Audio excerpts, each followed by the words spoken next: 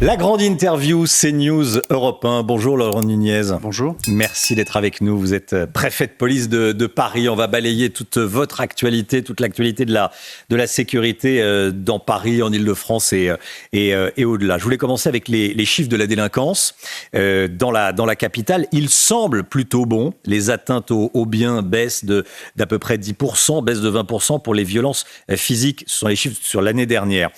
On peut dire merci aux Jeux Olympiques. C'est pour ça que la délinquance a quelque peu reculé en 2024 ? Non, pas du tout. Non. La délinquance a commencé à baisser entre 2024 et 2023 tout au long de l'année. Dans les proportions que vous dites, on a des cambriolages qui baissent sur l'agglomération parisienne de près de 18%. C'est 22% à Paris, des vols violences qui baissent de 20%, des violences dans les transports qui continuent de baisser. Donc c'est pas semble, c'est ça baisse. Maintenant, le semble que vous introduisez, qui est un élément que je lis comme un élément de relativisation, on relativise toujours évidemment, parce que structurellement, la délinquance reste toujours très élevée dans l'agglomération parisienne, évidemment. Mais quand les chiffres sont bons, quand ils baissent, c'est le travail des policiers qu'il faut saluer, parce que voilà, ils font beaucoup d'efforts, beaucoup de présence sur le terrain pour faire baisser la délinquance. Et en 2024, elle a vraiment baissé. Bien sûr qu'elle reste encore très élevée structurellement, mais on va continuer avec détermination cette action, et notamment dans le cadre des plans de restauration de la sécurité du quotidien que le ministre d'État, ministre de l'Intérieur, nous a demandé de mettre en œuvre. Monsieur le préfet de police de Paris, je vais reprendre les chiffres de mon confrère William Molinier d'Europe 1 qui donne ces chiffres-là. Le nombre d'homicides qui a explosé l'année dernière à Paris intramuros, vous confirmez, 34 meurtres ont été recensés, une augmentation de 36% par rapport à 2023.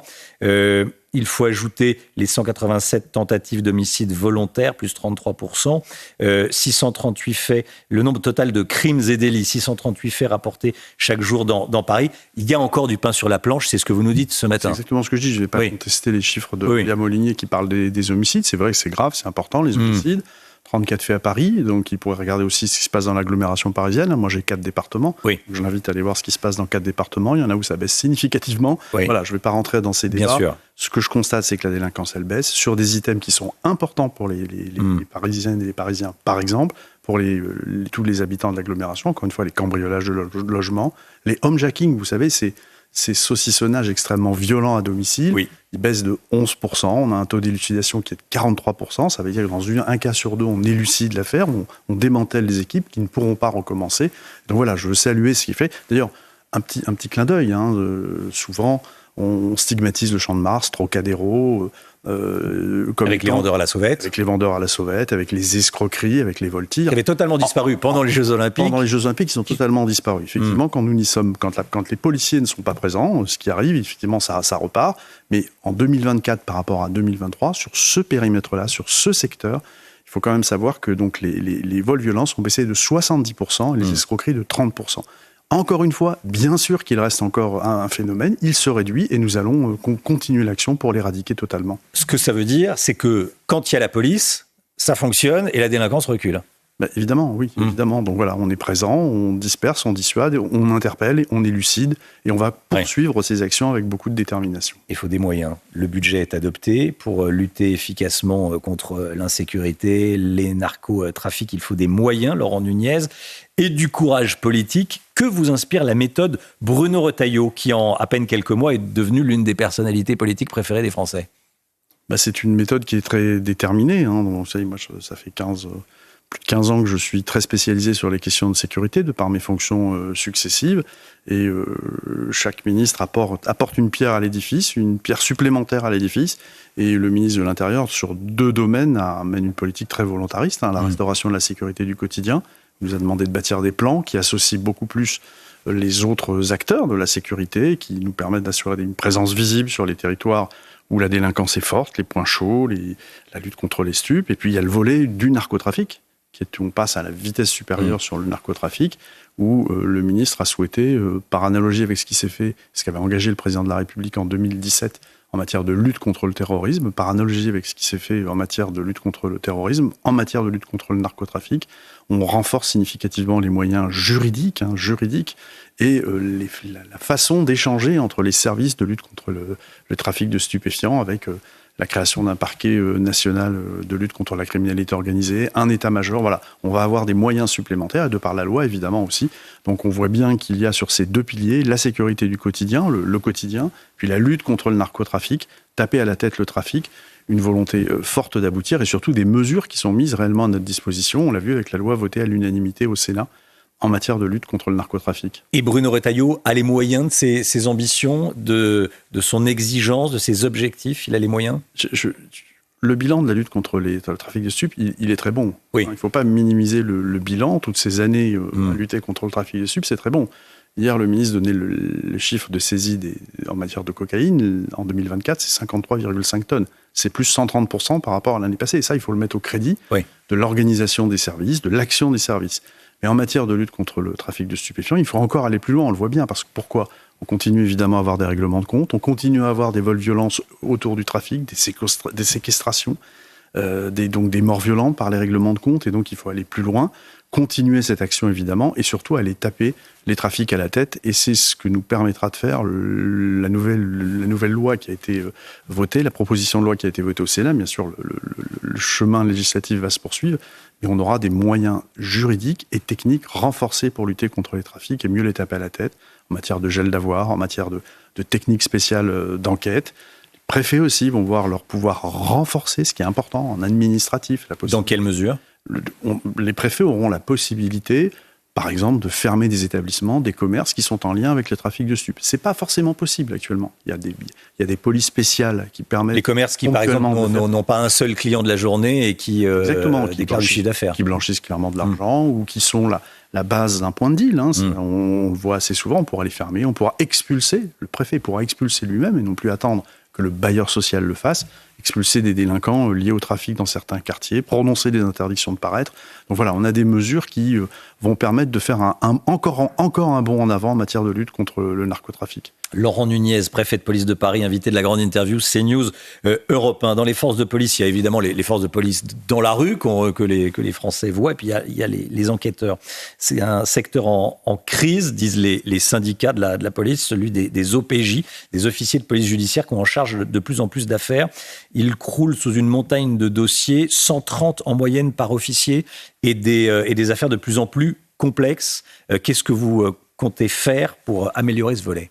Alors donc ça relève évidemment de la responsabilité du ministre, mais évidemment c'est un sujet qui nous préoccupe tous. Donc l'attractivité de la filière judiciaire, c'est ça vraiment le sujet, c'est-à-dire avoir des fonctionnaires de police qui s'y investissent, qui aient envie de s'y investir.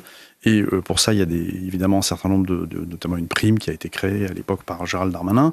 Il faut renforcer l'attractivité de cette filière, mais ça passe aussi, et le ministre d'État, le ministre de l'Intérieur l'a dit, ça passe aussi par une simplification parfois des procédures, car ce qui noie un peu les policiers en matière de judiciaire, c'est la lourdeur de la procédure, et qui fait qu'effectivement, il y a des affaires qui s'entassent, qui s'empilent.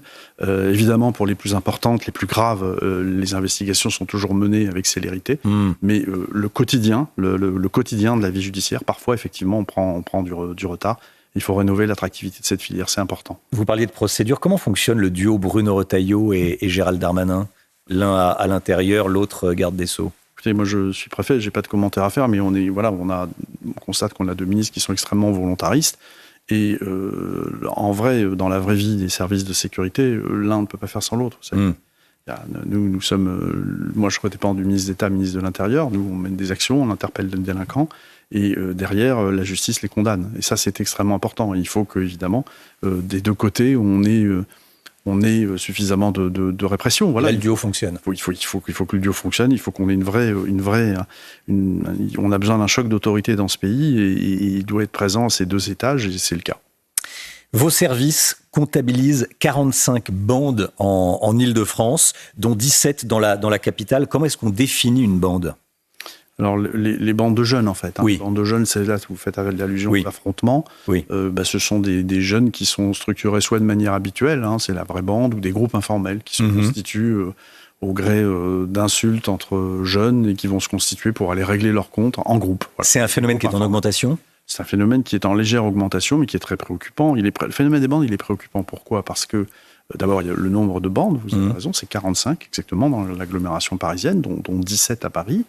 Le nombre d'affrontements aussi. En 2024, il y a eu 104 affrontements. Il y en avait eu 99 en 2023. Donc ça augmente, bon, légèrement, mais ça augmente. Mais ce qui est préoccupant, c'est que les jeunes qui participent à ces affrontements sont de plus en plus jeunes. C'était 17 ans, l'âge moyen l'année dernière. On est passé à 15 ans et 9 mois cette année. Donc c'est inquiétant. Et surtout, dans un cas sur deux, dans le cadre des affrontements entre bandes, on a l'utilisation d'armes, armes par destination, armes blanches. Donc, et on a eu l'année dernière sur l'agglomération 6 décès dans le cadre d'affrontements entre bandes, un dans le Val-de-Marne, 2 à Paris et 3 en Seine-Saint-Denis. Et donc évidemment, c'est un phénomène qui est extrêmement préoccupant. Comment on lutte contre un tel phénomène ? On lutte d'abord par une présence de voies publiques. Les policiers sont très présents sur l'espace public dans les endroits où l'on sait que potentiellement 2 quartiers sont en rivalité et qu'il peut y avoir des affrontements. Et donc on a évité 88 affrontements. Donc c'est plutôt bien, c'est plutôt pas mal l'année dernière. Et puis on lutte aussi par la détection en amont. On a besoin d'avoir un partenariat fort avec les établissements, les responsables d'établissements scolaires, les associations de quartier, les élus, qui peuvent nous alerter de tensions naissantes au sein d'un quartier ou entre 2 quartiers, qui nous permettent de déployer des moyens de présence physique qui généralement dissuadent immédiatement les bandes. Mais voilà, on interpelle aussi beaucoup. On a eu plus de 1000 interpellations sur l'agglomération parisienne au titre du phénomène des bandes l'année dernière. Alors, la police interpelle, mais on va prendre l'exemple de ce qui s'est passé dans le 14e arrondissement de Paris avec le jeune Elias qui a été tué par 2 délinquants déjà connus de vos services, que vous aviez interpellés, et déjà connus des services judiciaires. Ils avaient interdiction de se voir. Et ils en ont rien fait de cette interdiction. Le jeune Elias a été tué d'un coup de couteau. Est-ce qu'aujourd'hui, la justice des mineurs est adaptée à la délinquance des mineurs de 2025 ? Alors, Monsieur le préfet de police de Paris. Je vais vous répondre en 2 temps. D'abord, oui. Évidemment, c'est un fait dramatique qu'un jeune garçon de 14 ans, en rentrant d'un entraînement de foot, soit tué comme ça, dans le cadre de ce qui est un vol-violence avec arme blanche. Évidemment, les vols violences avec armes blanches baissent dans l'agglomération de plus de 20%, mais les chiffres n'ont aucun poids devant un tel drame. Aucun poids. Ça dénote quand même aussi une montée de la violence extrêmement importante chez les jeunes et qui est très préoccupante. Le vol violence avec armes blanches, et au final, on a un garçon de 14 ans qui est décédé. Les 2 auteurs ont 16 et 17 ans. Sont déjà connus pour des faits précédents. Connus de la justice. Donc ils sont connus de la justice pour des faits précédents. Évidemment, c'est extrêmement préoccupant. Mais on a besoin, devant de tels comportements de jeunes, parce que les jeunes, dans l'agglomération parisienne, on a 10% de mis en cause qui sont des mineurs. 10%. Bon, ce chiffre peut paraître assez bas, mais on constate par contre que pour certains items de la délinquance, ils vont représenter 1 cas sur 3. Les vols violences en font partie. Les cambriolages en font partie. Les cambriolages. Un tiers des auteurs de cambriolage sont des mineurs. Absolument. 1 tiers sont des mineurs, 1 tiers pour les vols violences. Un vol à main armée sur 4, c'est un mineur. Donc on voit bien qu'il y a une montée de la violence. Mais à un moment... Si je vous suis, la loi sur la délinquance des mineurs n'est plus adaptée. On a besoin de plusieurs choses. D'abord, il y a un certain nombre de mesures qui sont discutées et qui sont regardées du côté de la police avec beaucoup d'intérêt, comme la possibilité d'avoir des comparutions immédiates, vraiment immédiates, et pas que les mineurs passent devant la justice plusieurs mois après le premier fait, et généralement entre le premier fait et le moment où ils passent devant la justice, ils commettent d'autres faits. Donc on a besoin d'avoir des comparutions immédiates. Et, vous savez, les homejacking dont je parlais, les saucissonnages à domicile, ce sont toujours des équipes, généralement 3-4 personnes, vous avez toujours 2 mineurs, 2 majeurs. Et ce sont des jeunes majeurs et des mineurs qui ont 16-17 ans. Voilà, on a besoin d'une justice qui soit plus forte, et puis on a aussi besoin d'un choc d'autorité partout. Vous savez, on dit toujours qu'il y a un continuum de sécurité qu'on appelle de nos voeux, que la police travaille mieux avec la police municipale, qu'on travaille mieux avec les agents de sécurité privés, qu'on travaille mieux avec les élus. Mais on a aussi besoin, à côté de ce choc d'autorité, on a aussi besoin, je crois, et du continuum de sécurité, on a aussi besoin d'un continuum d'autorité. L'autorité vis-à-vis des mineurs, elle doit se rétablir à tous les étages, et en premier lieu, au niveau de la responsabilité parentale, évidemment. Quel lien faites-vous entre l'immigration et l'insécurité ? Que disent les chiffres à Paris ? Alors, c'est un lien... moi, je ne fais pas le lien. Nous, on lutte contre des délinquants. Voilà. Après, il y a les chiffres, ils sont ce qu'ils sont. Les chiffres, ils sont ce qu'ils sont. Je vous disais, il y a 10% des mises en cause qui sont des mineurs. Les étrangers, dans l'agglomération parisienne, c'est 36%. 36% des mis en cause dans l'agglomération parisienne sont des personnes de nationalité étrangère. Donc, et on les retrouve aussi dans un cambriolage sur 2, dans un vol violence sur 2, dans 40% des violences sexuelles. On les retrouve beaucoup sur les vols tir aussi. C'est presque, dans 8-9 cas sur 10, c'est une personne de nationalité étrangère. Donc moi, je ne fais pas de lien. Nous, on lutte contre la délinquance d'une manière générale. Et vous regardez les chiffres... Et ce que nous faisons aussi également... Tels qu'ils sont, mais ils parlent aux Français. Alors, le niveau, le pourcentage de mise en cause étrangers au sein de la délinquance dans l'agglomération baisse. Il était encore à 41% il y a 2 ou 3 ans. Il baisse, mais voilà, je ne fais pas de lien, Nous, on lutte contre la délinquance, mais les chiffres, parfois, parlent d'eux-mêmes. Voilà. 36% des mises en cause sont des personnes de nationalité étrangère dans l'agglomération parisienne. Et c'est pour cela que nous menons une politique résolue de reconduite de ceux qui sont en situation irrégulière parmi ceux-là. Et d'ailleurs, je tiens à signaler qu'à Paris, entre 2024 et 2023, le nombre de reconduites forcées a augmenté de 35%. Il a augmenté de 35%. Voilà, donc on mène une politique résolue et déterminée à concentrer nos éloignements, comme nous le demande le ministre d'État, ministre de l'Intérieur, sur ceux des individus qui causent le plus de troubles à l'ordre public. Laurent Nunez, invité de la grande interview CNews Europe 1, préfet de police de Paris, évidemment. Ça sera ma dernière question. La maire de Paris a abaissé la vitesse à 50 km/h sur le périph'. Elle veut maintenant créer une file spéciale covoiturage et transport public, au risque de créer de gros embouteillages, selon Valérie Pécresse. J'allais dire, qui c'est le patron sur le périph'? C'est Anne Hidalgo ou c'est le préfet de police de Paris? Alors, il y a d'abord sur la vitesse, c'est la maire de Paris. C'est une voie municipale, c'est comme ça. On peut concevoir que ce soit... juridiquement, c'est une voie municipale, même si 85 à 90% des usagers sont des franciliens qui, parfois, ne rentrent même pas dans Paris. Donc voilà, c'est comme ça. Peut-être qu'un jour, on reverra les choses différemment. Mais sur la vitesse, c'est la maire de Paris qui est compétente, et qui a pris une décision d'abaissement de la vitesse à 50 km/h. Donc, effectivement, dans la journée, généralement, on roule à moins.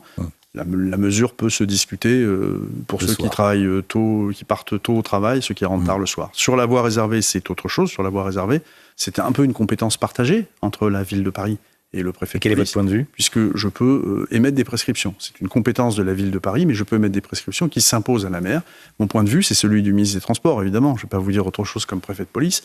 Et le ministre des Transports a validé l'idée qu'on expérimente. Mais il l'a dit extrêmement prudemment. On va expérimenter cette voie, qui est une voie qui sera sur la file de gauche, qui sera activée quelques heures seulement la journée, le matin et en fin de journée, et qui vise à encourager en fait le covoiturage, puisque seuls seront exclus de cette voie les véhicules où il n'y a qu'une personne. Voilà, on va l'expérimenter pendant quelques mois. Et comme l'a demandé Valérie Pécresse, le ministre des Transports est très attaché à ce qu'on tire un bilan exhaustif de cette expérimentation. Ça veut dire, quand je dis ça, ça veut dire que la voie réservée, elle n'est pas définitivement actée. Donc il faut qu'on s'assure qu'il n'y ait pas de report de trafic, que ça ne crée pas d'embarras et qu'elle soit réellement efficace. Voilà. En tout cas, je peux rassurer sur une chose, c'est que c'est le préfet de police qui la désactivera au jour le jour quand il considérera que les conditions de circulation ne permettent plus de l'ouvrir. C'est très clair. Merci beaucoup, monsieur le préfet. Merci Laurent Nunez d'être venu ce matin sur CNews et Europe 1. Bonne journée, à bientôt. Merci beaucoup.